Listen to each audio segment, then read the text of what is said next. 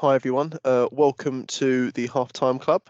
Today we're going slightly different, away from the principles of play, and we'll be looking at constraints. Now, some of you may be familiar with the term constraints, and it's an area of the game which is quite modern. It's quite a new thing that's been out there, but it's been around for years in terms of how it's been used. So we're going to take a little bit of a deeper dive now. I warned you early, some of it might get a little bit deep and a bit philosophical, but I think it's really key to try and break down this area of the game so we know why we're using them and what they actually mean and what we actually do with them. So as usual, we'll have our workshop breakdown. So today we'll be looking predominantly at these certain areas. So first of all, what is a constraint? We'll break down constraints and what they might mean. Where do constraints exist? Constraints inform our movement and behavior. How we can use some constraints within our practice design. Some coaching considerations going forwards. So first of all, to open up to the room, using the Q&A function, if not familiar, that'll be at the top of the screen. What is a constraint? So if you want to put some of your thoughts in the Q&A function, what is a constraint? Please enter it now.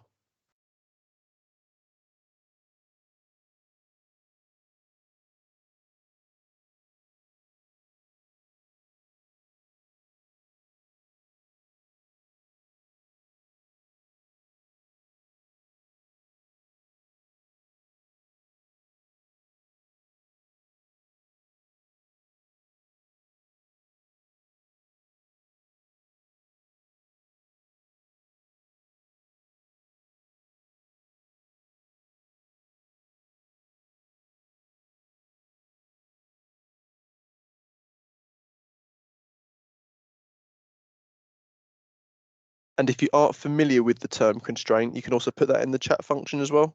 In the Q&A, you might say, no, not familiar with this, and that's fine as well. So some of you may have heard these words being used maybe on social media platforms when you've seen sessions on there, maybe used in different England Learning webinars, maybe on specific courses you've been on as well.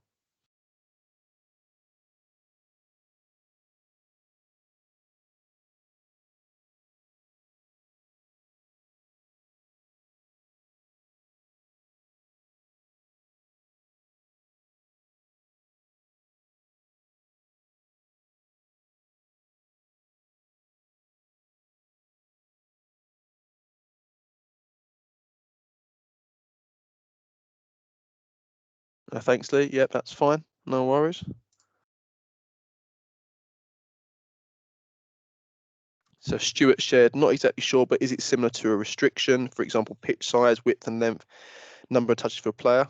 Yep, that's probably right. Yeah, I think that would be most people's understanding of what a constraint is if they're aware of it. So you might constrain the size of the pitch. If you were on the previous webinar around creativity, we would have a little conversation regarding some of the impacts that different pitch sizes might have on our players.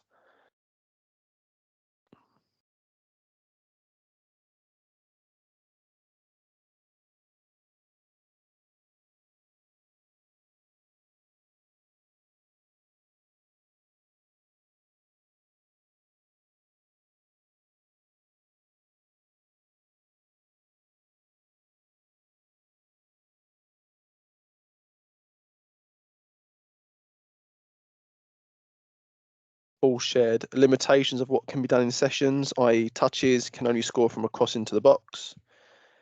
Mark shared a rule that affects the outcome of a game in terms of how it's played or the focus. Thanks, gents. So I think there's a familiar response here in terms of it's probably to do with limitations or some sort of restriction. So thanks everyone for inputting on that. So let's break down constraints further. Now, as you always, I'm going to start with a really simple definition of what a constraint is according to the dictionary. And I think it's really important because when we look these things up, this is probably what we're going to see. So according to the dictionary, constraints are a limitation or restriction that is placed on something. Now, to give it a bit more of a sort of a general, normal world view on this. So this things like in a business setting, this could be budget constraints. So people might be familiar, for example, with they work in their line of work. This is, pot A of money and you've got pot B, and this is the constraints you work within. So that's the limitation or restrictions you can do. It could also be time constraints. So you've got an hour to get this piece of work done. Imagine when you're back in school, homework, things like that. You've got this amount of time. So these things are limitations or restrictions, and they impact how you behave and what you can do in them sort of moments. So just on that, within coaching, constraints can often just simply be misunderstood as simply applying some challenges for your players to overcome. So what I mean by that is it might just be chuck a rule on and we say it's a constraint and we want them to solve that problem. So as mentioned before, that could be passing the ball within 2 touches. However, there is a little bit more to constraints than meets the eye, and this is all about impacting player development, not necessarily rules and challenges we put on our practice.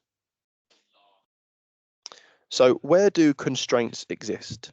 Now, the picture in the top right is something I want you to get a bit familiar with, and it's an interaction between 3 things, but we're going to go into a bit more detail later, but I just wanted to highlight that so you're aware of it going forwards. So if a constraint is a limitation or restriction on something, then constraints must exist everywhere. So some of these constraints will be known to us. So what I mean by that is if we're saying about a smaller pitch size, that is a known constraint. We know why we're putting it on, and we know that it's going to probably have an impact on certain things. The opposite to that, some of these things may be unknown to us, so we actually might not be aware at all that these constraints are having an effect on someone or something's behavior. Some of the constraints may be unintended consequences. So, for example, you might put a practice on, you might put a challenge on or a rule, for example, and something else happens that you haven't thought about. And actually, it doesn't mean that it's not working. It just means that, as a consequence of something I have done or something that they are experiencing, something else has happened, something else has emerged from that. And also we can overlook these things as well. So we know what's going to happen. We know this constraint or limitation or restriction will have an impact on this, and I know it's going to do something else. I'm just going to overlook it for the minute. I'm going to skillfully neglect it. So some of this stuff you will already do in your environment without already knowing you do it, and might not necessarily be able to put a name on what you do. But hopefully today we can take a little bit of a deeper dive into actually constraints can be used in so many different ways. First of all, to understand the needs of your players, but also understand if you're going to do something to impact your players in a game or in a training session, do you know why you're doing it and what you might be trading off? So first of all, thumbs up on the using the raise hand or the emotion react thing if you've heard of the 4 corner model. So just put a little thumbs up in the so I can be aware of it.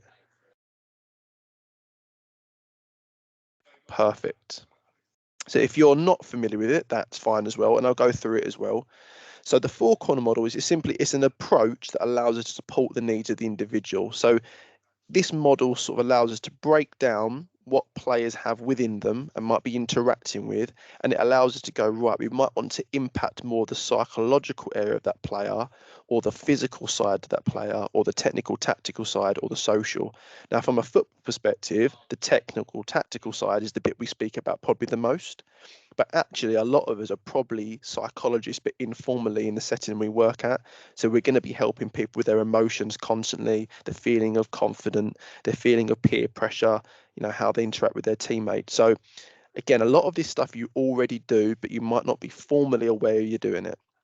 So although it is broken down into sections, they all come together to provide an encompassing view of the player and their needs.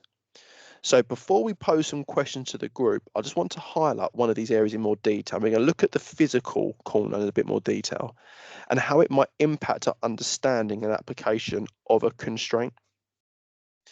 So I'm going to use a really weird analogy here of a lorry and a car trying to park.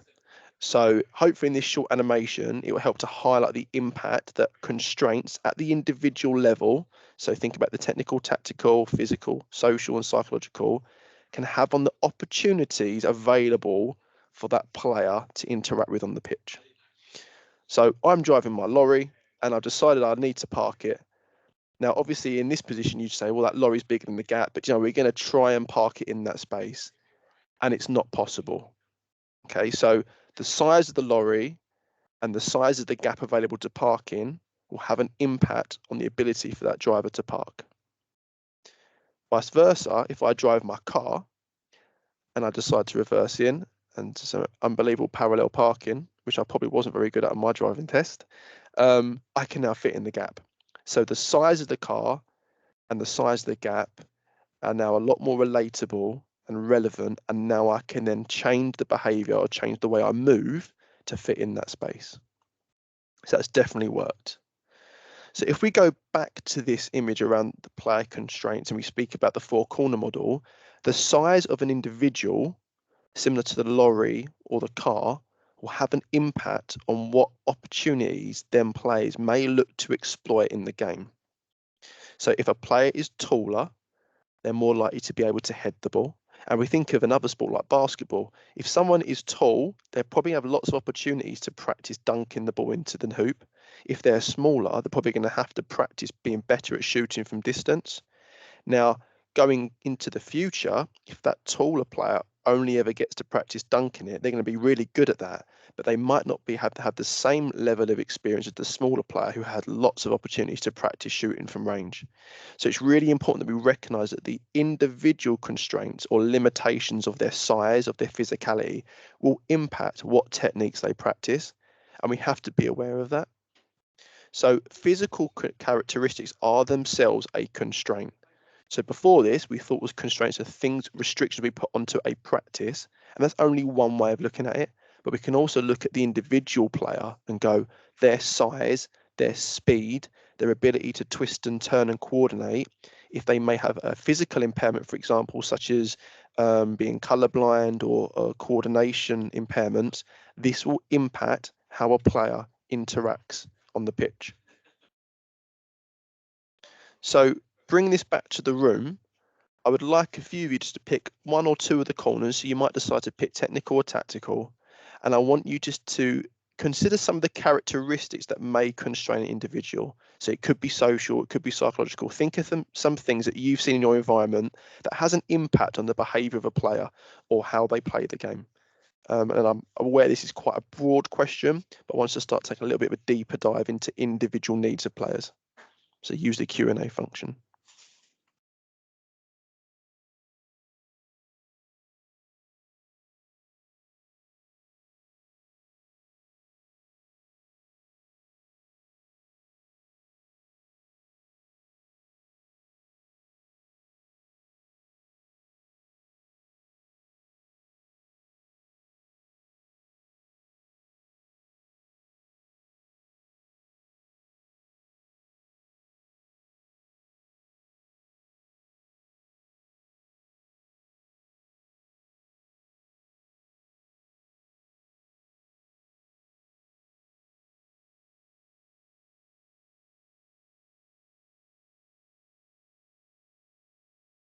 So Lee shared player confidence. That would probably fit inside that psychological corner. Brilliant. So if a player doesn't feel confident, they're probably not going to use certain techniques.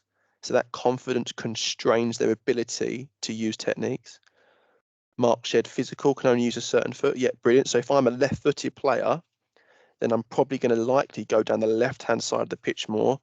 And then I might miss opportunities to come inside the pitch on my right foot because I'm not comfortable using it. So again, that constrains how I interact. The player's motor skills, yeah, brilliant. If a player lacks coordinations or lacks that finer details in twisting and turning, it's going to have an impact. Fitness levels, well, yeah, if I'm tired, it's probably going to impact the quality of my technique, the quality of my interaction with my teammates. Yep, Mark should have been technical, only playing two touch. Yep, so that will constrain my options available. So if I'm playing off two touch only, I probably won't be able to dribble with the ball as much.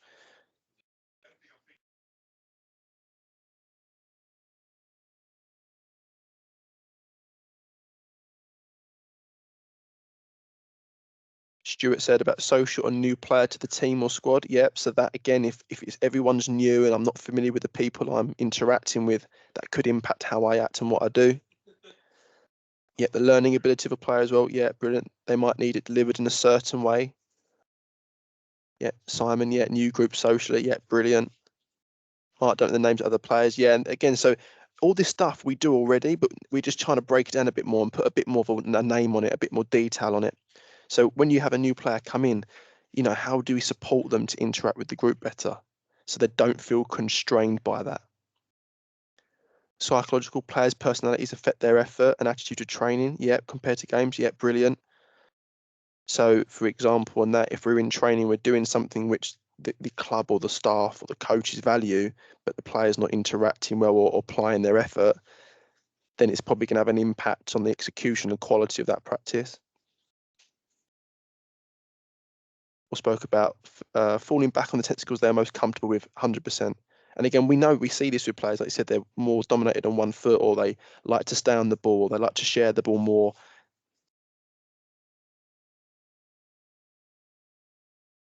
Yeah, a new player doesn't know the game well, brilliant. If they don't know the game, it's probably going to impact where they move, how they think. Previous experience, yeah, brilliant. Thanks, everyone. I understand this is a really broad topic, but hopefully it's just started to a couple of little light bulbs to start going off where we think, actually, do you know what? There's a lot more to player development than meets the eye. Yes, Simon shared pressures from outside, brilliant. Parental pressure is really key. And that might be an unknown constraint that we spoke about earlier. We might not be aware, or it might not be visible to us that these things are having an impact on them, but we might get little clues throughout the season or throughout when we have them in our care that might say, well, actually, there's something else going on here which is impacting how they act with us.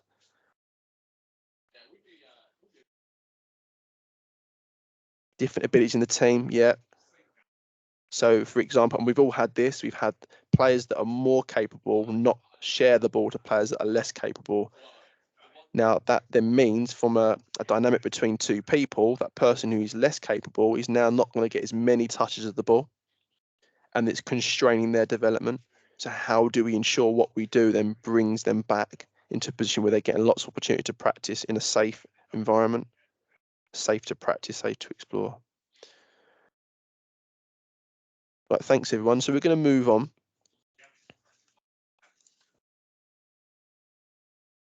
So, now we're going to look at something called task constraints. So we've looked at the player, now we're going to look at the task. Now the task constraints are something which most you'd be more familiar with in terms of what you already do in your setting. So task constraints are reflective of things like the rules, the equipment we use, the pitch size or the shape, opponents, teammates, etc. So they are defining features of the task that has been set to the players that relate to the intended outcomes we're going after or what we want the players to get better at. And these things will constrain how and why we act. So, for example, for those that were on the last webinar, we spoke about different pitch sizes might have an effect on different ways of exploring the game. So, from different technical level. So, a long and narrow pitch might mean more forward passes. A short and wide pitch might mean more switching of the ball across it. It might allow more space to dribble through gaps in the centre. And a circular pitch might stop people from going into the corners and, having to protect the ball because there's no corners to sort of travel into. So these things, again, we're probably more likely to be more familiar with as coaches. So again, pitch shape and size to bring about different behaviours is really key. And we also spoke about equipment last week, how a rugby ball moves differently to a tennis ball, moves differently to a football. Time constraints, you've got 10 seconds to score a goal. The score line itself or the amount of touches you use will have an impact on that. How many players on my team, how many players on the opponent's team. So all these things, that's probably the thing we're most comfortable with doing on the pitch. We're saying, let's tweak this. You're 3-0 down, or you've got 20 seconds to do this, or we're going to use a tennis ball. We're going to play on a long pitch, narrow pitch, etc., etc. Now, we're now going to look at one a little bit more difficult. And to bring this to life a little bit, I'm going to use a really odd analogy. Now, I want you to imagine you are playing football on Earth and on the moon. Now, how might playing football on the moon differ to playing on the Earth? And think about as well, when we are teaching players to play football in these different environments, what might you have to coach differently within them? Now, I'm sure this is a really wacky question, but I'm just trying to bring it to life. And I'm not expecting everyone to come up with the same answers here. But just imagine yourself playing football on the moon, what you'd have to coach differently because of how the ball might move, for example, how you might be able to move. So if you want to use the Q&A function to have a little discussion on that.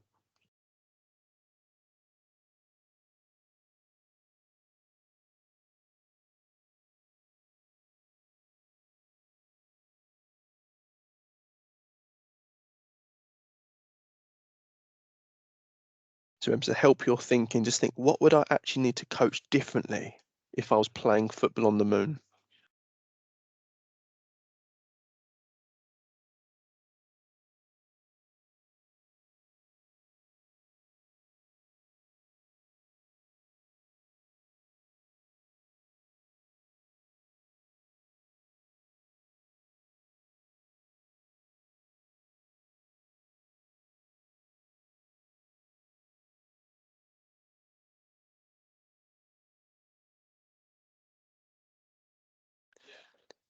So Simon said about the touch, weight of pass, different surface, conserving energy. Lee said about gravities being different, surface quality. It's not level on the moon, it might be level more on Earth. So we probably expect the ball to bobble a bit more. Simon about the weight of pass, yeah, if there's a lack of gravity, it's probably going to move a lot slower. James, slower pace, the ball wouldn't travel from point A to point B quickly. Brilliant. I really appreciate this is a really wacky question, by the way, but it's hopefully getting to think about how the environment might impact how we act and what we can act within.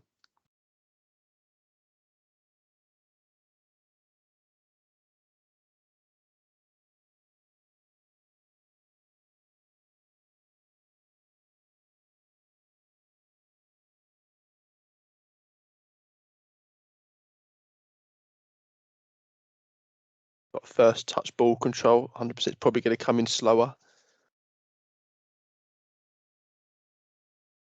At least you'd be restricted in what you have to wear, so you'd have to think about moving differently, 100%.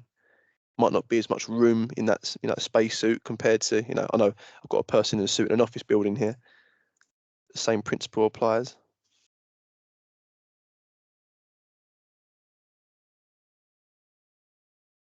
All right, thanks all. So I guess the reason I've put this first of all is, again, if you now think about how the environment might impact your players on a match day or training, for example, these are some of the things we might have to consider. The temperature. So if it's hot, if it's cold, will that impact how the players interact? Will that impact the surface and quality of the pitch? So the weather, the surface, social expectations as well. So we spoke about parental stuff, but that's also environmental. So if we have parents on the sideline that are shouting and screaming compared to clapping and motivating, that's likely going to have an effect on how the players interact and move on the pitch. That's likely going to have an effect on their technique and stuff like that. So these things don't exist in isolation. The environment will have an impact on the task will have an impact on the player, and all together, that's how movement emerges. And there's lots more as well that I'm sure you can think about. So that's, school life, things like that, running late, all these things will have an impact on players. So I guess it's key to say that constraints, therefore, inform movement and behavior. All behavior and movement is a consequence of the following things interacting. So it's the individual, the task they are set or they asked to do, and the environment. So together, this brings about behavior. So if we begin to spot patterns of behavior within individuals and teams, we probably need to work backwards and try and decipher some of the clues as to why they might be behaving the way they do. So if we can begin to unpick these things, we are likely better positioned to be more effective with our interventions because they become more specific, more personable, relatable, and relevant to that individual or that team. So we're therefore putting ourselves in a position as a coach to add greater value rather than simply doing something for the sake of it and not understand the consequence of why I'm doing it. So as an example, I've got an individual that only use their left foot. So, and they use their right foot, they fall over. So there's a bit of social pressure. They don't want to be seen falling over. Their teammates might find it quite funny. So they're only going to use their left foot, but their right foot might not have the right amount of balance or coordination to exploit or execute them techniques. So all of a sudden, they all come together and they bring to life why a person does what they do. The task I then set might have an impact on that even further. If I ask them to use their right foot in the practice and they said you can't use your left foot all the time, I'm probably going to make that person feel less confident and put more pressure on them. And if the environment is set where we're saying we want to value using your right foot and the parents are putting pressure on that as well, or the pitch is a bit wet and, or the goals are small, the keeper's really big, for example, it's going to make it even harder for them. And the interactions as a consequence of that are going to be even look poorer, look less capable. So it's really important we need to work back, because when we see patterns of behaviour with our players, can we try and work out what might be restricting them, what might be constraining them? So if we look at this in a sort of scale, so every time we recognise or apply a constraint, we must understand what effect it may have on a player and what it may also be taken away from the players. So we've got to think about, what does it include and what does it exclude from the players? So imagine they've got a toolbox. So what does it take away from their toolbox? So on the previous webinar around creativity, we spoke of the impact of counting the number of passes versus counting the seconds in possession. So with both of these challenges, we pose players with different constraints to work within, but they also may trade off certain aspects of the game depending on what we want the players to get better and more experience working at. So we said last week that counting passes will likely encourage more passing and less dribbling. However, if we want to value dribbling within our practice, counting seconds opens more opportunity to use a wider range of technical actions, because we're not saying you have to pass to get success. We're saying, but the longer you stay in possession, whether that's dribbling, running with the ball, passing, that will get you success as well. So we've been looking at constraints so far as restrictions and limitations, but actually they could also be viewed as opportunities to practice the things we value, especially if we're deliberate with it. So putting a touch restriction on the practice actually might bring to life opportunities to practice a more narrow focus of attention for the players, and they may get better at passing more. But we are trading off and restricting their ability to use other techniques. So we just have to recognize, what are we excluding? What are we including? And if we know why we're including it and we know why we're excluding something else, then your rationale is clear. And that's really important. So these things will have an impact on the skill capabilities. So if you're not familiar with them, the QR code here will take you to the skill capabilities website on England Learning, where they're broken down to the following sections. So we have technique, positioning, movement, timing, deception, and scanning. So things that constrain players will have an impact on these capabilities. So the techniques they use, their position and they take up. So for example, if their first touch is poor, they are more likely to position away from pressure because their technique is constraining how they interact on the pitch. Movement, for example, if I'm a slower player, because my individual constraints don't allow me to run quickly, that will affect where I stand. That will affect how I move. So I can't move late anymore because I'm not going to get there quickly. I've probably got to move a lot earlier and be a lot smarter. If, for example, I have a visual impairment, whether it's to do with being colorblind, for example, that will affect how and where I see things and how I scan and what I'm looking for. So again, it's hopefully just bringing to life that all the constraints that impact on the player, or the task you set, or the environmental constraints will impact the capabilities of the player.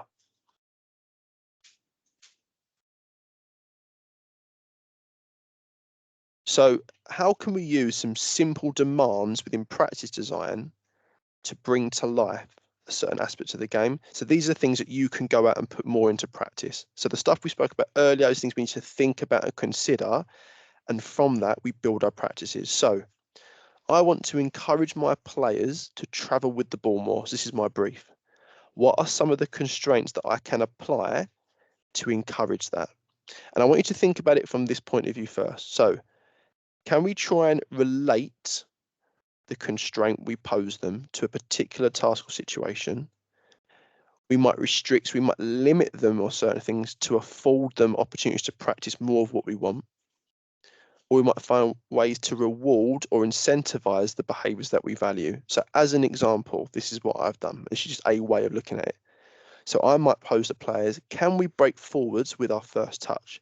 Because I'm thinking if I encourage them to do that, they're more likely to be facing forwards and more likely to travel with the ball into space. We hope. I might put a restriction on where I say, can we play with 1 touch, or you have to take 4 or more. Now, I'm not saying this is the perfect restriction to put on. I'm just saying it's just a way of thinking about it. Because I'm thinking in my head, if they play off 1, they have to release it quickly. If they take 4 or more, they've got to be in a really good position to go forwards and run into space, because they have to take 4 touches before they can then pass the ball again. I also might reward the players. So I might apply a constraint or a challenge. I say, if you travel into an end zone, for example, you get 3 goals, whereas you pass into the end zone, you get 1. So I'm trying to incentivize the traveling with the ball more than the passing. But I've still got the passing on the table. So I've not excluded it fully, but I've just put more emphasis on the dribbling, or the traveling, should I say, with the ball. So I'm now going to pose this question over to you. So can you produce some demands that may support more finishing to emerge? Think about how I might relate it to the players.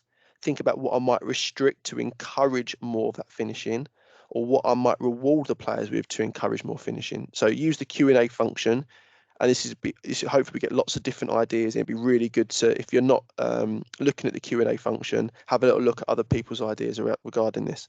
So can you produce some demands that you can put on a practice that might support more finishing to emerge?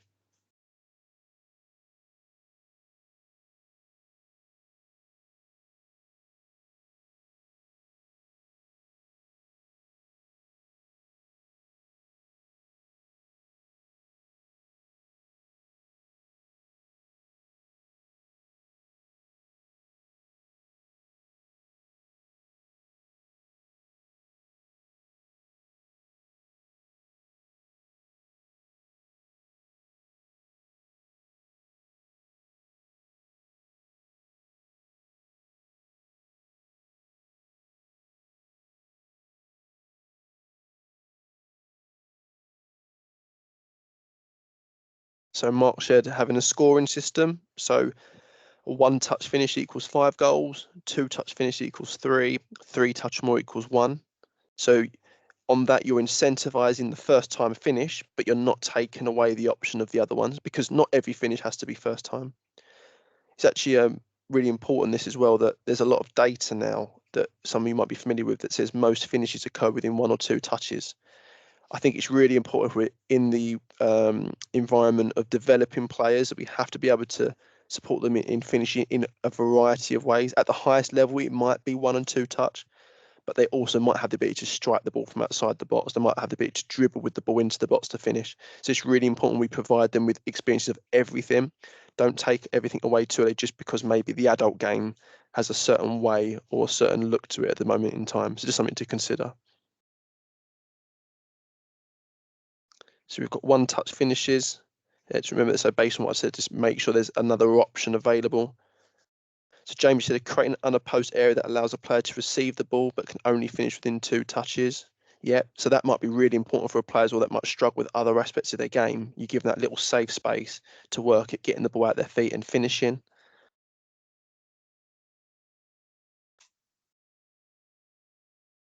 So Jack's got X number of shots on target counts as a goal.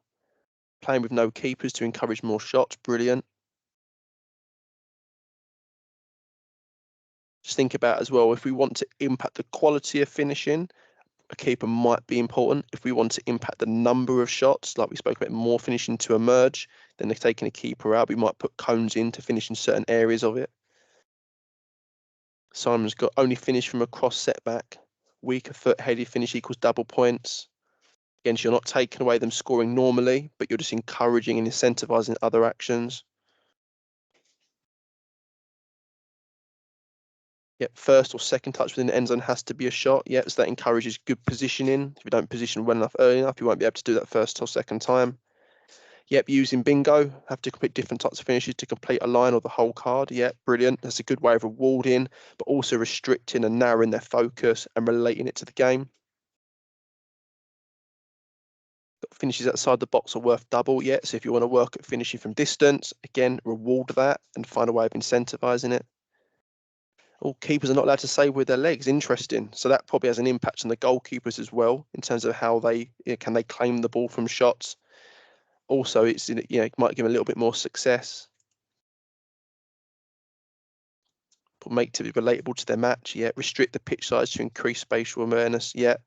And we use the word restrict, but we can also make it even bigger to give them more time, for example, as well on the ball. Goal score within 3 passes count as double, so that's that penetration aspect.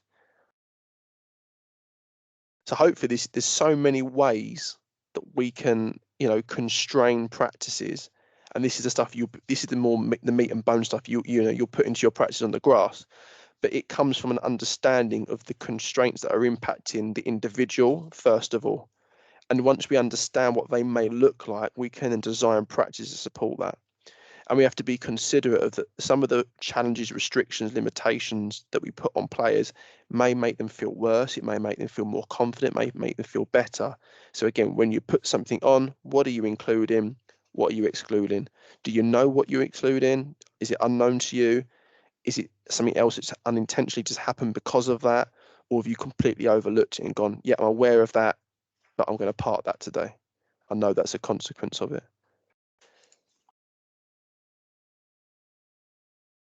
Something to remember as well, the higher the challenge you give players to complete, the higher the support they need from you as a coach. So again, if you're going to give them higher challenge, then you must then return that with higher support. So some considerations when coaching. So be really considerate of the impact of our language. Now, this is very familiar to anyone that's been in pre-webinars. These considerations don't generally change. However, what I want you to think about is the language you now use is a constraint. The instructions I use is a constraint. So if I say to a player, you need to do this, I am restricting their opportunities to explore. If I say to a player, can you think about this, or can you give it a go if the time's right, I'm opening up the opportunities to them. So instructions themselves and the language I use is a constraint.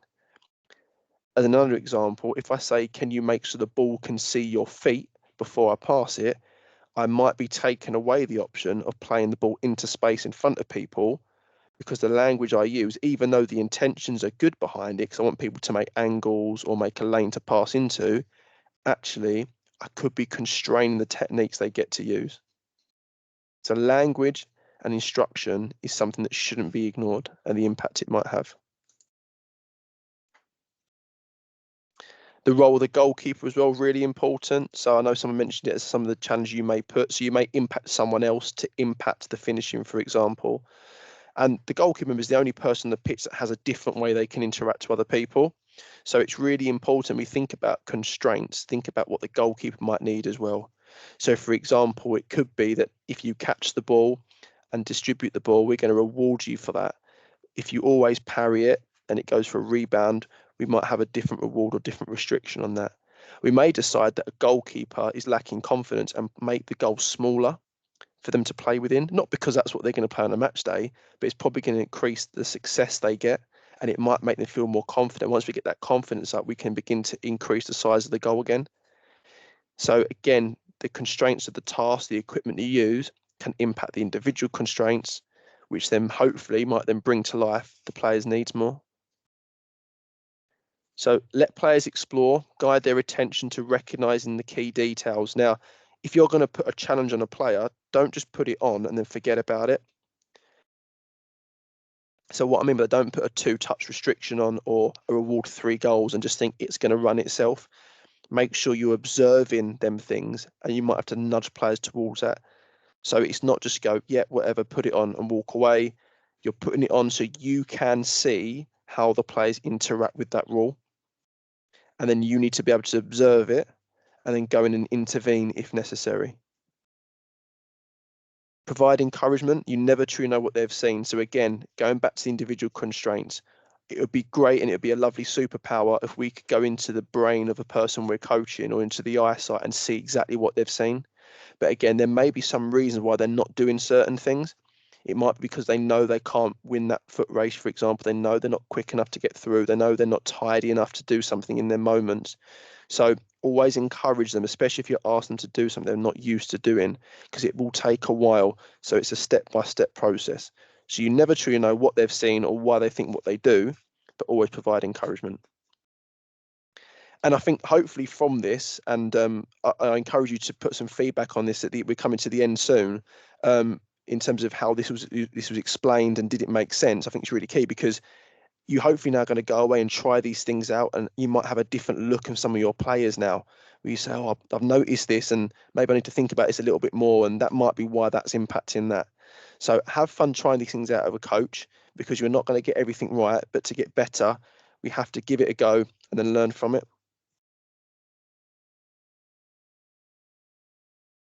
James just shared, by the way, about a two-touch finishing, so an intervention where you set the ball to open up the goal to make the target area bigger. Yeah, so thanks for that, James. There's so many ways we can explore, and hopefully it's just got you thinking, and little cogs are going in your brain in terms of, well, what could I do differently? So a little bit of a workshop summary. So constraints, according to the dictionary, are limitations and restrictions, but they can also open up opportunities to act, especially if it's something we value. Constraints exist everywhere, but they may be known to us, they may be unknown. So like the parental pressure, or what the parent says to the child, might be unknown to us, but we may see something within our practice or in our sessions or on game day that might indicate there's an area that needs to be looked into.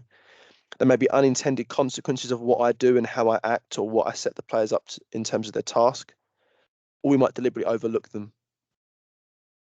Individual task and environment, they come together to constrain the behavior of an individual. So all behavior is a consequence of these three things interacting. So when we go and play a match and it's windy, and we say, oh, the wind's coming in your way, this half, so you might have to pass the ball on the floor, don't kick it in the air because it's going to get caught in the wind. That is you speaking about environmental constraints having an impact on the techniques your players use. Again, you may not have it formally written down as something quite sciencey, but actually you're already doing it. But if we can think about it in advance, it will have an impact on our players. The four corner model for individuals, we can help support players by breaking down what their needs into these elements and how they interact together. So like we said, if someone only uses their left foot, is it because their balance on the physical corner isn't quite right on the right foot to allow them to get success? Is it because they're not confident of it? Again, movement and behavior emerges from constraints. So again, it provides opportunities to act. So even though it might be a restriction, it's actually going to then it's going to narrow where the opportunities go. What are we trading off? What are we deliberately including or excluding, or I said unintentionally excluding? Are we aware of these? And if we aren't, can we try to be aware of them? And a nice simple way of putting demands on practice is, what can I restrict to bring the behaviors I'm looking for? How can I relate it to the players to make them think about the behaviors I want them to go after? Or how can I reward them within the practice to encourage the behaviors I'm going after? So come to the end of the webinar now. Thanks very much. That was a very different one in terms of previous delivery, so I'd really appreciate if you could put some feedback in the Q&A in terms of how that come across. In terms of going forward, our next workshop's on decision making, which links in very much into what we spoke on the last two webinars. And on Friday the 22nd of March, we've got developing technique. So just finally as well, some of you may be aware that the Essex Senior Cup final is coming up on the Tuesday the 19th of March. We have Kenny Brown, who's the West Ham Academy United manager, coming down to share some of his playing and coaching experience, as well as some insights into the academy at West Ham and how they develop players. So hopefully it's of real interest to everyone on this call, especially to participate on the webinars. I think you'll get a lot out of it. Kenny's a good mate of mine as well, so hopefully it'll be a nice, fun interaction where you'll get some CPD regarding, like I said, insights into academy, but also some real things you can take away to put into your own setting. So thanks everyone, and thanks